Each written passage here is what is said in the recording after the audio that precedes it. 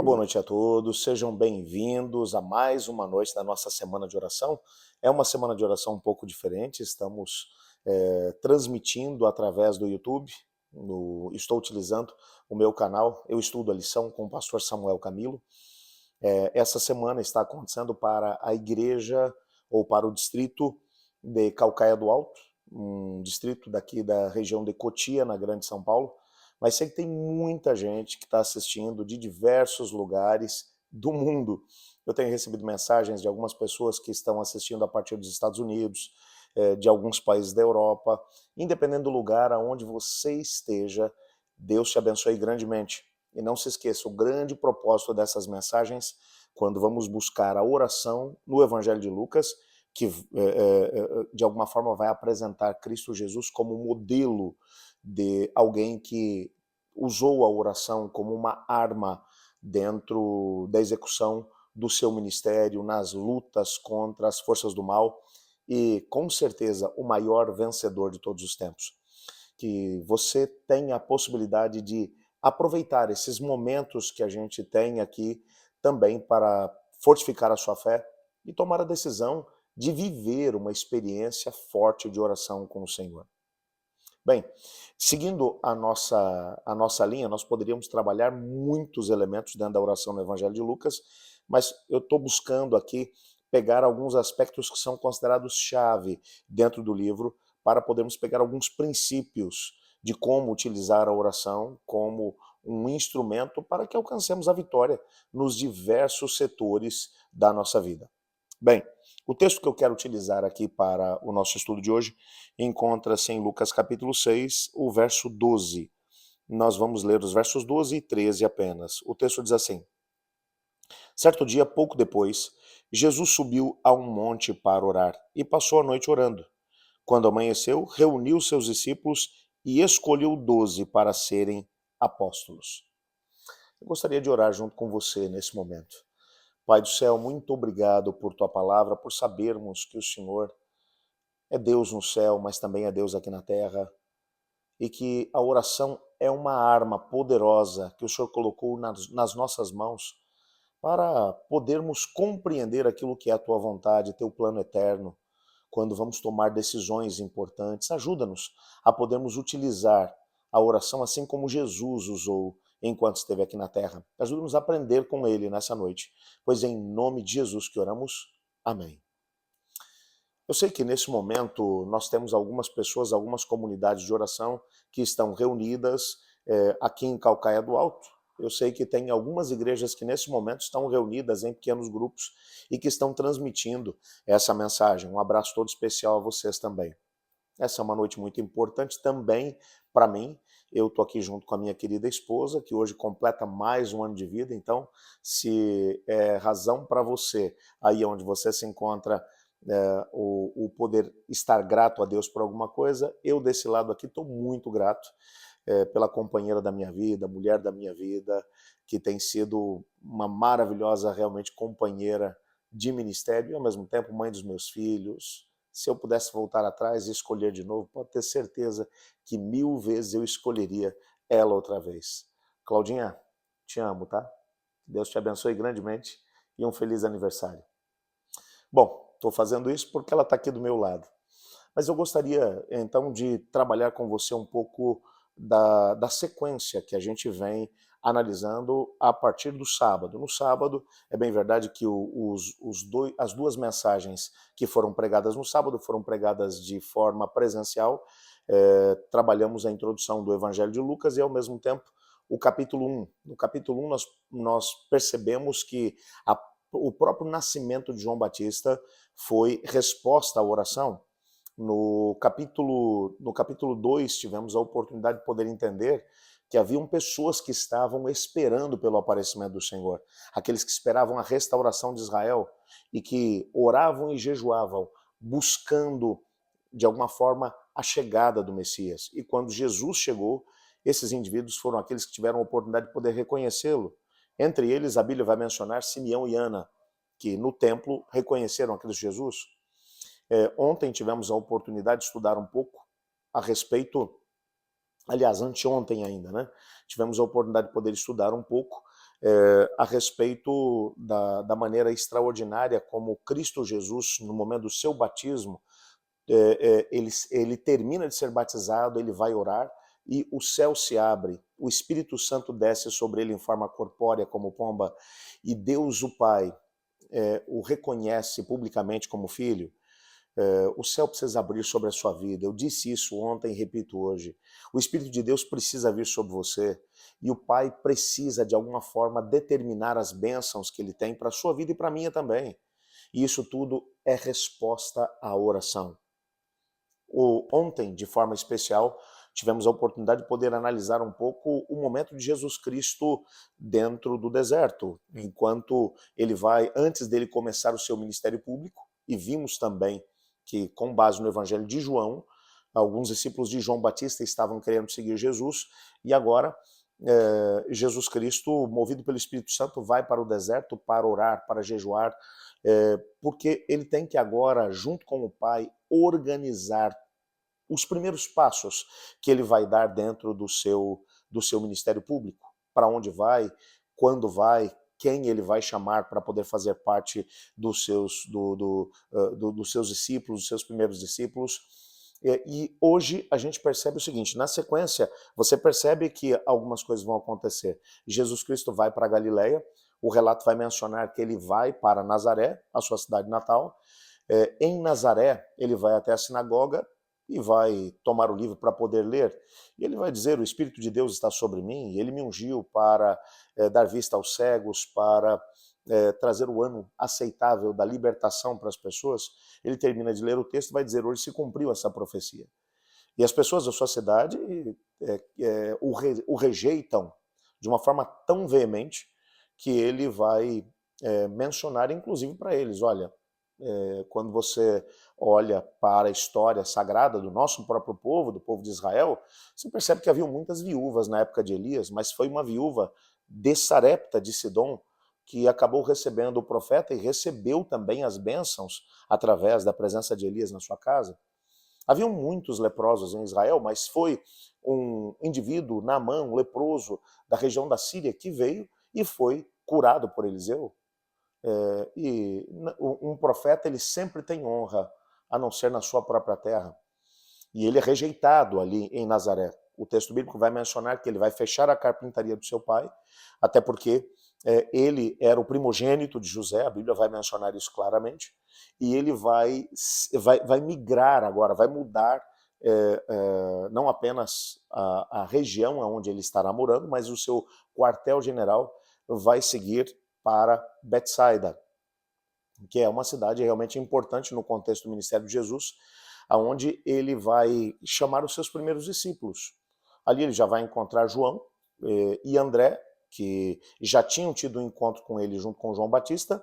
Na sequência ele vai chamar Simão Pedro, Tiago, Filipe, Natanael, e o grupo começa a se formar.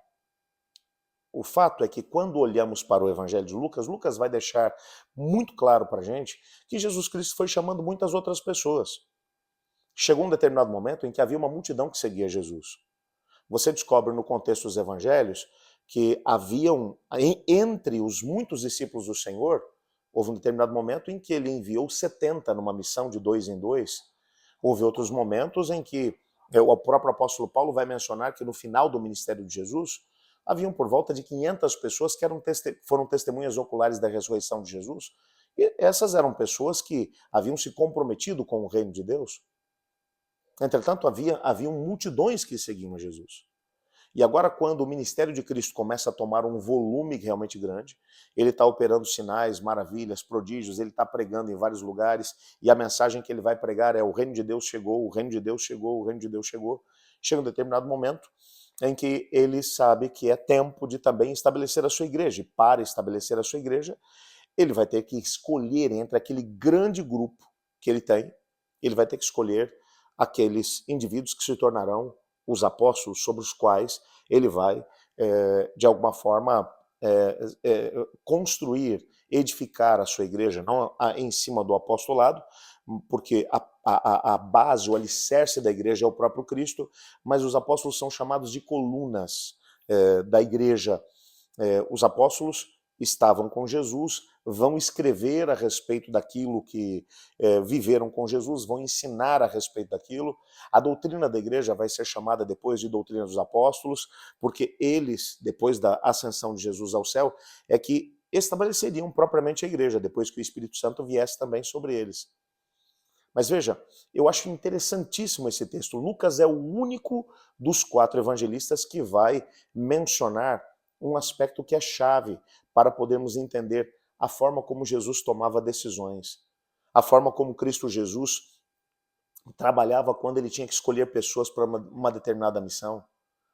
O texto bíblico vai mencionar, o texto que lemos ainda há pouco, vai mencionar que Jesus Cristo ele passou a noite toda em oração. E quando o dia amanheceu, ele estava no alto do monte, ele vai chamar todos os seus discípulos, e é muito interessante a descrição que o texto vai fazer. Se você me permite, eu quero ler de novo contigo, a partir do verso 12, o texto vai dizer: certo dia, pouco depois, Jesus subiu um monte para orar e passou a noite orando a Deus. E todas as vezes que eu olho para o Evangelho de Lucas, essas temporadas de oração que Jesus vai passar, você pensa em como eram os dias de Jesus? Quanta coisa ele tinha para poder fazer, quanto cansaço ele experimentava depois de pregar o dia todo, de curar pessoas, de aconselhar pessoas, de ser comprimido pela multidão, de viajar de um lado para o outro. A Bíblia vai mencionar que ele ainda encontrava tempo para subir o monte e passar a noite em oração. Ele tinha uma razão para passar a noite aqui em oração. O texto vai dizer que quando amanheceu ele reuniu todos os seus discípulos. Havia um grupo grande, não sabemos exatamente quantos. Como já mencionei, os evangelhos mencionam um grupo de 70, que eram um pouco mais distantes, mas também eram discípulos, e mencionam os 12. Agora, no meio daquele grande grupo de discípulos que seguia Jesus, ele escolheria 12 para serem apóstolos. E é isso que o texto vai dizer. Quando amanheceu, reuniu seus discípulos e escolheu 12 para serem apóstolos. E aí o texto vai dizer, esses são os seus nomes: Simão, a quem chamou de Pedro; Tiago, João, Felipe, Bartolomeu; Mateus, Tomé; Tiago, filho de Alfeu; Simão, apelidado Zelote; Judas, filho de Tiago; e Judas Iscariotes, que se tornou depois o traidor. É interessante exatamente isso. É interessante porque quando o dia amanhece, Jesus ele tem muito claro diante de si os nomes. Se você parar para poder pensar, humanamente falando, esses indivíduos não deveriam ter sido escolhidos. Quando você olha para cada um deles, é pena que não temos tempo para poder aqui analisar o perfil de todos eles à luz daquilo que o Evangelho menciona, mas deixa eu dar uma olhada em alguns deles aqui. Ó. O texto já começa dizendo, ele chamou Pedro, Simão, a quem chamou de Pedro, ok. Simão Pedro era um camarada instável, um indivíduo que agia por impulso. Na maior parte das vezes ele cometia bobagens porque falava sem pensar. Quando você olha para André, irmão de Pedro, era um indivíduo que tinha os seus predicados, mas você vai perceber que André é aquele indivíduo que fica não é aquele indivíduo que aparece grandemente, um indivíduo que tenha uma oratória grandiosa. Poucas são as vezes que o André está falando. O André parece que é aquele cara de bastidor, sabe? Você encontra ele depois que ouve João Batista falando, ele está lá, vai encontrar-se com Jesus, depois ele vai conversar com Pedro. Ele é aquele indivíduo de bastidor, pelo menos é isso que a gente tem a noção pelo perfil que é apresentado dele nos evangelhos. Você olha para Tiago e João, os dois irmãos, esses indivíduos são tremendamente focados na questão de poder, ambiciosos, eles querem os melhores lugares, eles chegam ao ponto de pedir para a própria mãe ir pedir os melhores lugares para Jesus, depois que ele se tornasse rei, porque eles achavam que Jesus teria um reino temporal, um ficaria à direita e outro à esquerda. E Jesus vai dizer, olha, os lugares no reino não compete a mim, o Pai é que vai escolher isso tudo. Agora, vocês podem beber o cálice que eu vou beber? O cálice de sofrimento? Eles nem pensam para poder responder. Eles vão dizer, a gente pode sim. Jesus vai dizer, o cálice com certeza vocês vão beber. Agora os lugares, quem vai escolher vai ser o Pai. Quando você olha aqui para outros indivíduos como Mateus era um cobrador de impostos e era desonesto, a Bíblia vai mencionar. Provavelmente trabalhava com um cara chamado Zaqueu, um indivíduo que roubava das pessoas, porque ele cobrava impostos a mais, e enriqueceu de forma ilícita. Tomé, um indivíduo com grande dificuldade de poder acreditar, um indivíduo duvidoso. Tanto que a Bíblia vai mencionar que ele, quando Jesus está para poder subir para Jerusalém, por exemplo, ele vai dizer, Jesus estava sendo procurado na região da Judéia, e ele vai dizer, vamos todos para poder morrer com ele. Você percebe nitidamente que o Tomé está olhando sempre pelo lado negativo, um cara pessimista. Quando Jesus ressuscita e ele não vê Jesus, mesmo diante de todas as testemunhas oculares do fato, ele vai dizer, para eu poder acreditar, eu tenho que colocar minha mão nas feridas. Você vai encontrar outros indivíduos, Simão Zelote. Esse indivíduo era um nacionalista, era um indivíduo que fazia parte de uma seita, a seita dos Zelotes, que através da violência queriam expulsar os romanos do território nacional. Bom, sem contar aqui Judas Iscariotes, que o texto bíblico já vai dizer que se tornou depois o traidor. Olha, nós nunca escolheríamos pessoas como essas, eu tenho a plena certeza. Haveriam, com certeza, entre os discípulos de Jesus, pessoas muito mais bem preparadas. Como foi que Jesus chegou a esses nomes? Por que ele escolheu esses indivíduos? A explicação que Lucas vai dar é: esses indivíduos foram escolhidos por causa da noite de oração que Cristo passou em comunhão com o Pai. Enquanto conversava com o Pai, as coisas ficaram muito claras na sua mente. Junto com o Pai e com o Espírito Santo, ele compreendeu perfeitamente aquilo que deveria ser feito.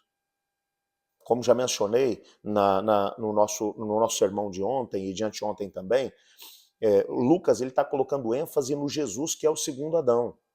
Ele está colocando ênfase em Jesus, no lado humano de Jesus.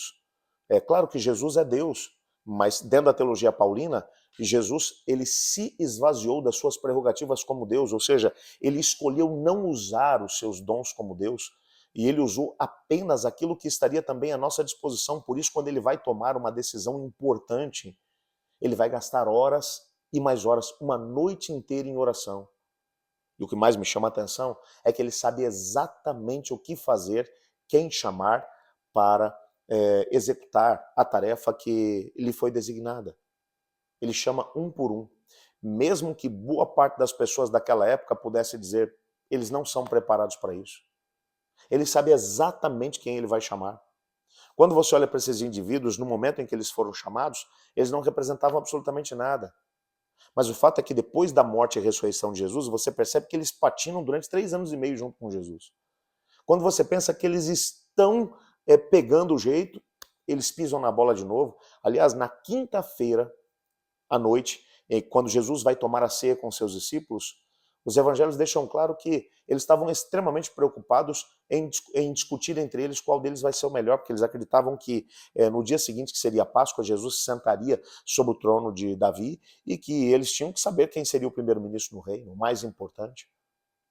Ou seja, eles não aprenderam mesmo. Mesmo depois da morte de Jesus, quando Jesus é preso, todos eles fogem. Depois você vê João que vai seguir de perto, é bem verdade, mas os demais todos fogem. Pedro vai negar Jesus de forma vergonhosa por 3 vezes. Os demais todos fogem, eles vão para o cenáculo, que é uma sala no segundo andar, mesmo lugar onde haviam tomado a ceia na quinta noite, e eles ficam trancados. Mesmo depois da ressurreição de Jesus, Jesus manda recado para eles através de Maria Madalena. Depois, os 2 discípulos que estavam descendo para Emaús, o Cleopas e o seu amigo, eles voltam, contam, eles não creem. O Evangelho de Marcos fala sobre isso. Lucas também vai contar essa mesma história. Até que o próprio Jesus aparece no meio deles, eles têm as portas todas fechadas e vai dizer, paz seja convosco. Aí eles vão crer em Jesus, com exceção de Tomé, que não estava presente, e Jesus vai aparecer de novo para que Tomé possa acreditar. Você olha para esses indivíduos e parece que Jesus se equivocou em chamá-los. Mas o fato é que Deus, o Pai, bem como o Espírito Santo, sabiam que esses indivíduos cheios do Espírito Santo poderiam fazer coisas extraordinárias. O próprio Pedro, que é um problema tremendo no contexto do Evangelho, que vai tomar decisões equivocadas o tempo todo, você vai reparar que logo depois da descida do Espírito Santo, e é o próprio Lucas quem vai contar isso, na continuação do Evangelho, porque o Evangelho de Lucas, na verdade, não termina no capítulo 24. O Evangelho de Lucas, ele continua na história do livro dos Atos. Alguns creem que o livro de Atos dos Apóstolos é o livro 2 do Evangelho que ele foi escrever, porque a história de Jesus continua a ser contada agora através dos seus discípulos, dos seus apóstolos. Você vê o mesmo Pedro se levantando com uma ousadia tremenda, cheio do Espírito Santo, prega um sermão, e agora 3.000 pessoas vão ser batizadas. Os demais discípulos estão ali. com exceção de Judas, que insistiu em tomar uma decisão equivocada atrás da outra. Até que finalmente, depois de ter vendido Jesus de forma covarde por 30 moedas de prata, acaba colocando fim na própria vida. Jesus não desistiu dele. Ele é quem acabou desistindo de si mesmo. O potencial que Judas poderia ter se entregasse a Jesus. Porque o pecado de Judas não foi maior do que o pecado de Pedro. Mas Pedro teve a coragem de se entregar a Cristo Jesus, se arrepender dos seus pecados, e se tornou um grande apóstolo. Você percebe que a escolha que Jesus fez, num primeiro momento, parecia ser uma escolha muito ruim. Mas como ela foi dirigida e direcionada por aquele que conhece todas as coisas, por aquele que sabe todas as coisas, por aquele que conhece o fim antes do princípio, a escolha acabou se demonstrando, com o passar do tempo, a escolha mais acertada. Eu fico pensando, quando olho para esse texto, na nossa própria história. Quantas são as vezes que nós temos que tomar decisões importantes sobre a nossa vida? Que passo vamos tomar? Que direção vamos seguir? O que faremos diante de um determinado impasse? Como vamos reagir diante de algumas situações? E quem de nós não tem situações complicadas e decisões difíceis que temos que tomar todos os dias? Às vezes vejo pessoas chorando, angustiadas, perdendo o sono. E sabe o que mais me impressiona? É que nós, às vezes, somos capazes de perder o sono preocupados com alguma coisa, quando deveríamos seguir o exemplo de Cristo Jesus e passar mais horas em oração. Eu estou falando em horas. Mas como nós teremos a experiência de Cristo Jesus em oração, quando nos pequenos momentos em que a gente às vezes para poder orar, a gente acaba passando por uma experiência onde você se ajoelha ou para poder orar e começa a oração e daqui a pouco você está pensando nas coisas que tem que fazer. A gente tem uma dificuldade tremenda de orar. Deixa eu falar uma coisa para você. Oração não é uma coisa simples. A coisa mais difícil que Cristo Jesus ordenou que nós fizéssemos, porque oração, no contexto do Novo Testamento, não é uma opção para aquele que quer vencer.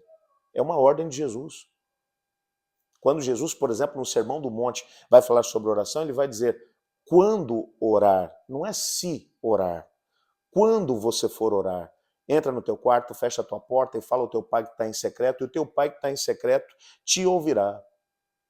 Não é se você orar, mas é quando você orar. Quando os discípulos pedem a Jesus para que ele possa ensiná-los a orar, ele vai dizer, e quando orarem, orem assim. A oração não é uma opção para aquele que está seguindo a Jesus. Se você realmente é um cristão, é alguém que quer experimentar grandes coisas em Jesus, antes de poder tomar qualquer tipo de decisão, antes de poder dar qualquer tipo de passo, nós precisamos gastar bons momentos em oração.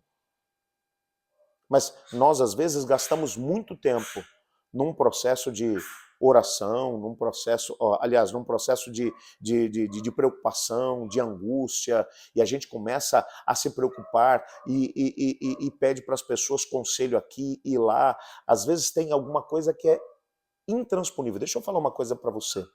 Ontem, eu tive um problema muito sério com a minha internet aqui em casa.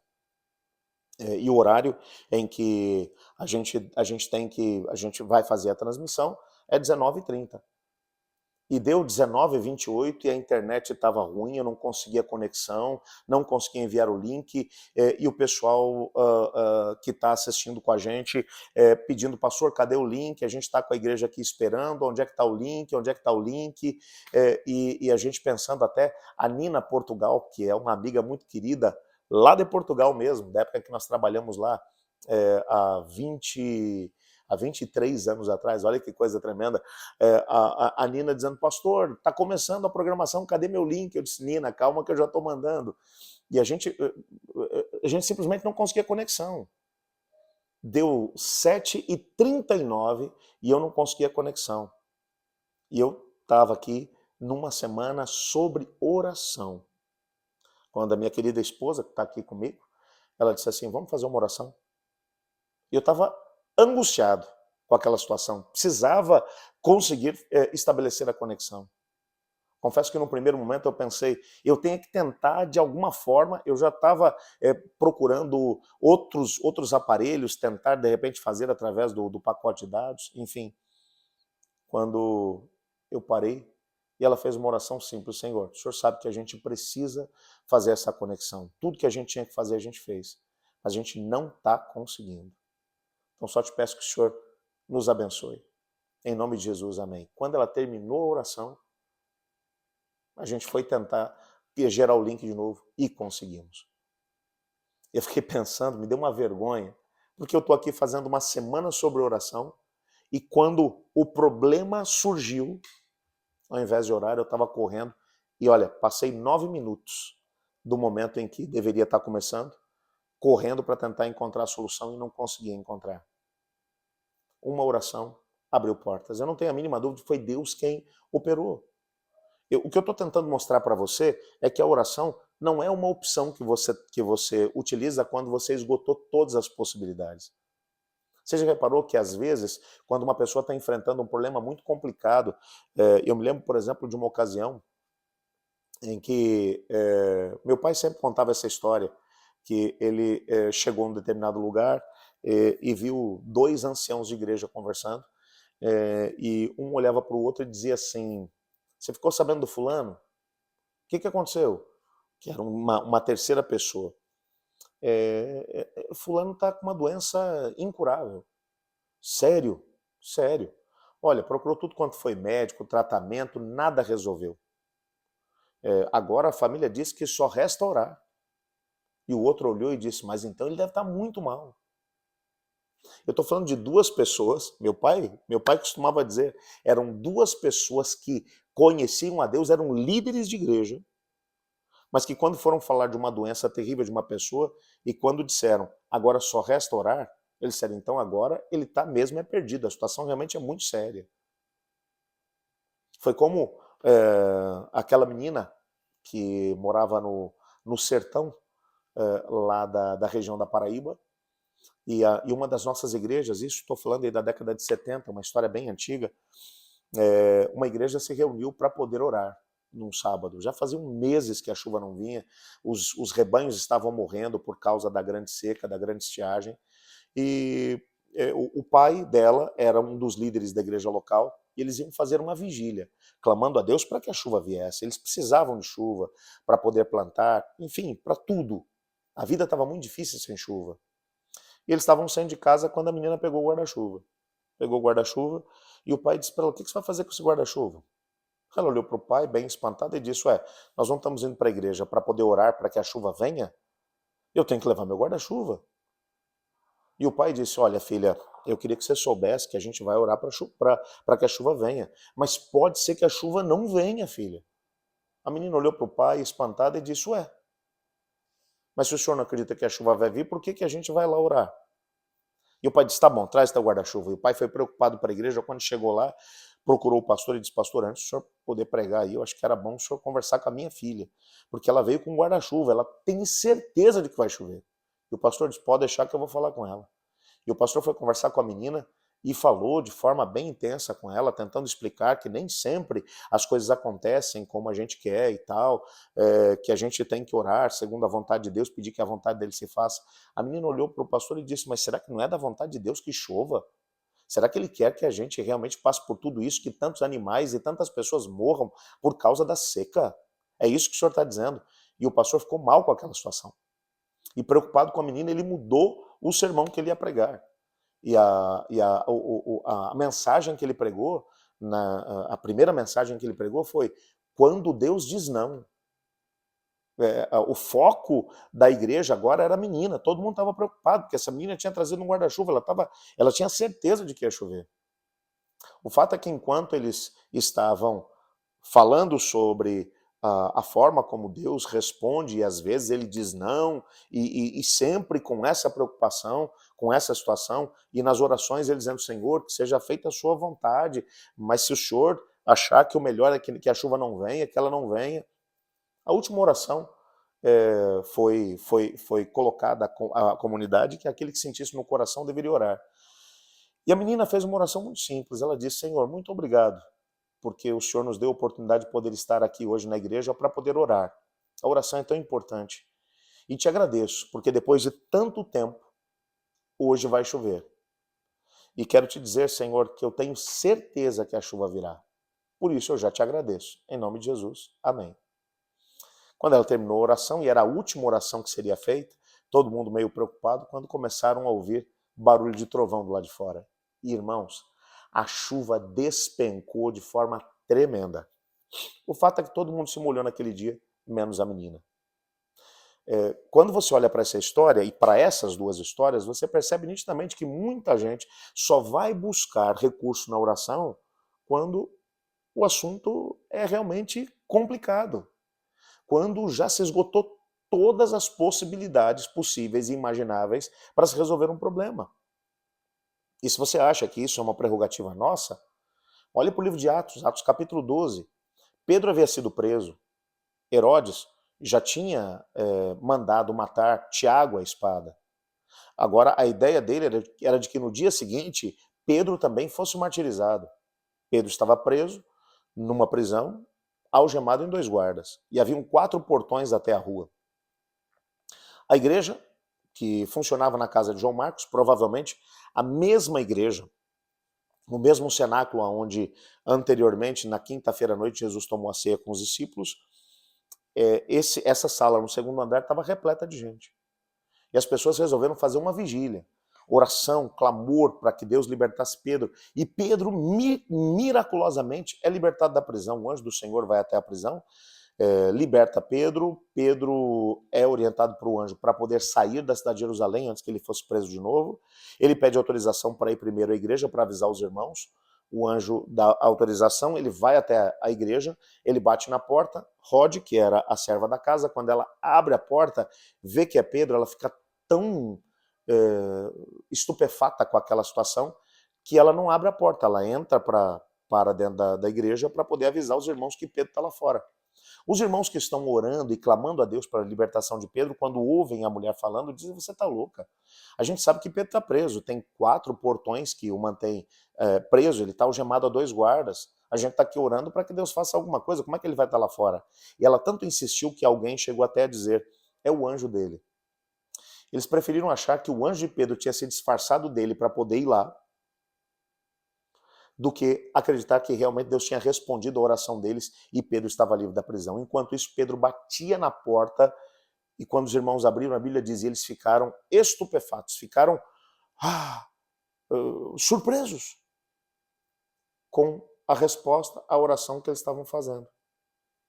Eles estavam orando, mas não estavam realmente buscando da parte de Deus alguma resposta, ou pelo menos não acreditavam que ela pudesse vir da forma como o Senhor operou. O que nós podemos aprender com Jesus é que Cristo Jesus, antes de tomar qualquer decisão, de fazer qualquer coisa importante, o Senhor Jesus, ele gastava longas horas em oração.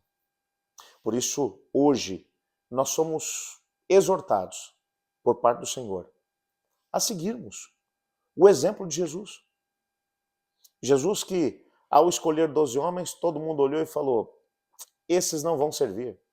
Ele não escolheu os melhores, mas ele escolheu tendo como base aquilo que o Pai e o Espírito Santo conseguiram chegar a um consenso com ele enquanto ele orava. Lembre-se que Lucas está apresentando Jesus como segundo Adão. Não apenas como a divindade, como a segunda pessoa da Trindade divina, mas como segundo Adão. Que para dar qualquer passo no contexto do Evangelho, ele é apresentado gastando longas horas em oração para alinhar com o Pai e com o Espírito Santo quais serão as próximas decisões, quais os próximos movimentos para que o reino de Deus pudesse ser estabelecido aqui na Terra. Com ele, a gente pode aprender. Você tem alguma questão que hoje te incomoda? Você tem hoje algum obstáculo que é intransponível para você? Tem alguma coisa que precisa acontecer na tua história e que está difícil de poder conseguir alcançar essa mesma resposta? Siga o exemplo de Jesus. Gaste tempo de qualidade na presença dele, converse com ele, pergunte a ele o que você deve fazer, que caminho você deve seguir. E pode ter a certeza de que ele vai se manifestar. E quando o dia amanhecer, você saberá exatamente qual passo você deve dar. Eu quero orar com você nesse momento. Ore comigo. Obrigado, Pai, por tua palavra, por sabermos que com Cristo Jesus aprendemos que nós não devemos utilizar a oração como o último recurso. Quando temos alguma questão, alguma decisão importante, quando precisamos de uma intervenção. Ajuda-nos a podermos entender que a respiração da alma é a oração. E por isso, assim como precisamos respirar em todo momento, que a oração deve ser constante. Mas que em momentos cruciais da nossa história, devemos gastar tempo de qualidade na presença de Deus, buscando as respostas de acordo com a vontade dele. Ajuda-nos a podermos viver isso, pois é em nome de Jesus que oramos. Amém. Muito obrigado por tua presença hoje e eu quero aproveitar e fazer aquele pedido especial. Não se esqueça de compartilhar esse link, se você foi abençoado através dessa mensagem, com todos os seus amigos, com todos os seus contatos. Ao mesmo tempo, aproveita que você está aí no canal, já deixa o seu like, porque isso tudo vai ajudar a fazer com que essa mensagem chegue ainda mais longe. Deixa o seu comentário, seu pedido de oração, e a gente vai estar orando por você em cada dia dessa semana. Eu espero que até sexta-feira você tenha uma história tremenda de vitória diante do Senhor. Deus te abençoe, Deus te guarde. Amanhã eu espero por você às 19h30. Até lá.